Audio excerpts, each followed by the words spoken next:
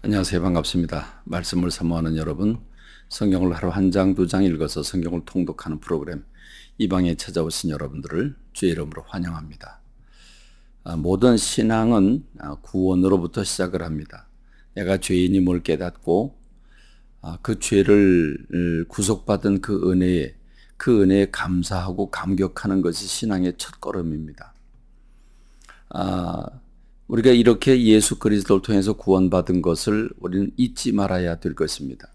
하나님은 예수 그리스도를 통해서 구원받게 되는 이 엄청난 하나님의 자녀가 되고 천국 백성이 되는 이 구원의 비밀, 이 비밀을 잊지 말라고 말씀하시는데 이것을 미리 몸으로 보여준 사건이 있습니다. 그게 바로 구약 성경의 민수기 9장입니다. 이미 출애굽기 12장 13장에서 첫 번째 유월절이 나옵니다. 첫 번째 유월절 잘 알고 계시죠? 유월, 담을 뛰어넘는 걸 의미하는데 이 유월절, 첫 번째 유월절은 어린 양을 잡아서 가족 식구들이 구워 먹고 그리고 그 밤에 그 어린 양의 피로 대문 문설주에 발라서 그 밤에 죽음의 천사가 그 집을 뛰어넘고 대문에 피를 바르지 않은 집 이집트의 모든 집에 들어가서 장자들이 다 죽어집니다. 그러자 그 다음날 아침에 조건 없는 해방을 선포하게 되고 그래서 이스라엘 백성들은 급하게 발효되지 못한 그 밀가루 반죽을 가지고 둘러엎고 그러고 이제 해방을 받게 되는 거죠. 이렇게 이스라엘 백성들은 아무것도 한 것이 없는데 오직 하나님의 은혜, 곧 어린 양의 피, 그 어린 양의 피로 이스라엘 백성들은 해방을 받아서 젖과 꿀이 흐르는 가나안 땅으로 출발하게 되는 겁니다. 이것을 유월절이라고 그러죠. 하나님은 이 유월절을 대대로 지키라고 말씀하고 있습니다. 다시 말하면 잊지 말라는 것이죠. 절대로 잊지 말라는 것입니다.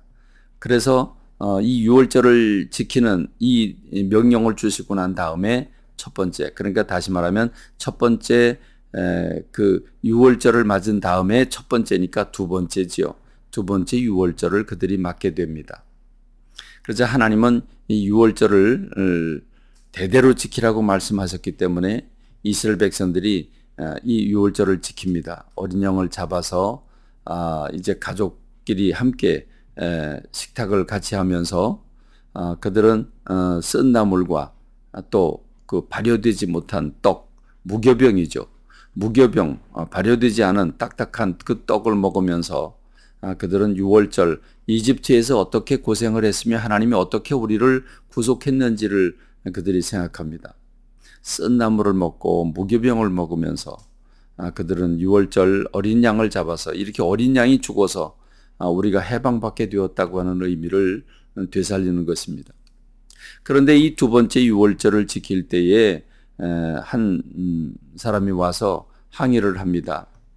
시체로 말미암아 내가 부정하게 되었지만 그럼에도 불구하고 유월절 이 감사 축제에 참여하고 싶다.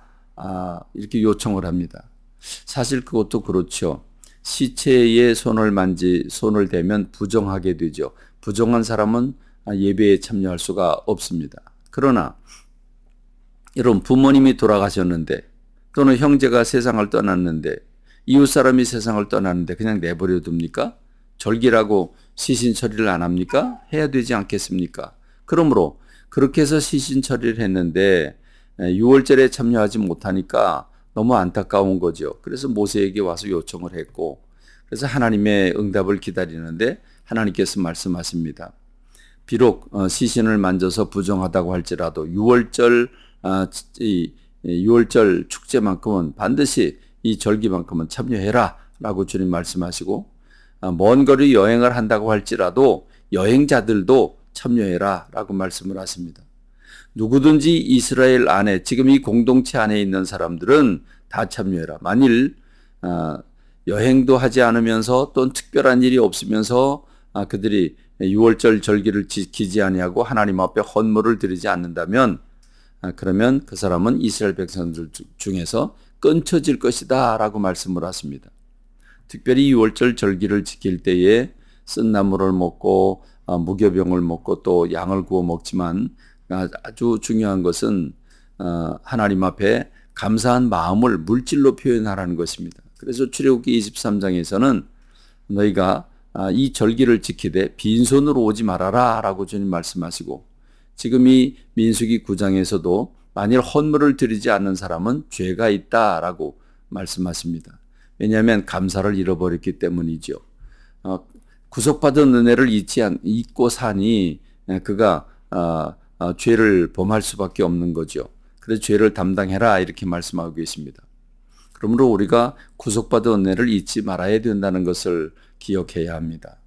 여러분, 구원받고 5년, 10년, 20년, 30년 지나감으로써 그 구원의 감격이 식혀지고 있습니까? 여러분, 주님께서 대대로 지키라는 의미를 되살리는 여러분 되시길 바랍니다. 이렇게 주님의 보혈로 구속받은 사람은 어떤 삶을 살아야 합니까? 이제 그들 앞에 성막 제조가 끝나고 그들 앞에 펼쳐지는 것은 구름기둥과 불기둥입니다. 구름기둥과 불기둥이 움직이면 자다가도 일어나서 나팔 소리가 울리면 가야 합니다. 그들은 이틀이든 3일이든 한 달이든 1년이든 구름기둥이 움직이면 움직이고 구름기둥이 멈추면 멈춰서는 그런 삶을 살아야 합니다. 여러분, 무엇을 의미합니까? 하나님이 인도하는 대로 살으라는 겁니다. 놀랍게도 하나님께서 이스라엘 백성들에게 구름기둥과 불기둥을 줌으로써 눈에 보이고 확실하게 그들이 해야 될 것과 말아야 될 것을 분명히 가르쳐 주신 것이고, 이것은 내가 어디를 가야 될지 또는 언제 가야 될지 또는 어떻게 가야 될지 그걸 걱정할 필요가 없습니다. 내 인생의 미래가 어떻게 펼쳐지는지, 얼만큼 불안할지, 내가 이 길을 선택하면 적들이 나타날지 그런 걸 염려할 필요가 없습니다. 왜냐하면 하나님께서 그들의 길을 인도하시기 때문입니다. 이것은 오늘 우리들에게 무엇을 말씀하고 있습니까? 저와 여러분들의 삶, 내 안에 계신 성령님께서 모든 길을 인도하신다고 했습니다. 지금 내 안에 계신 성령님이 구름기둥이고 불기둥입니다. 그렇습니다. 내 안에 계신 성령님께 묻고 성령님께서 내 걸음을 진리로 인도하고 보호하시고 가르쳐 주시고 하나님 말씀을 깨닫게 하신 분이 성령님이십니다. 그러므로 성령님께서 일하실 수 있도록 내 마음의 그릇을 성령님께 초점을 모으고 늘 말씀과 기도 가운데 머물 때 성령님께서 일하시게 될 겁니다. 이렇게 구름기둥과 불기둥의 인도를 받는, 즉 성령님의 인도를 받는 저와 여러분이 돼서 주 안에서 평강을 누리고 주님이 기뻐하시는 삶을 살아드리는 여러분들이 되시길 바랍니다. 감사합니다. 말씀 맺겠습니다.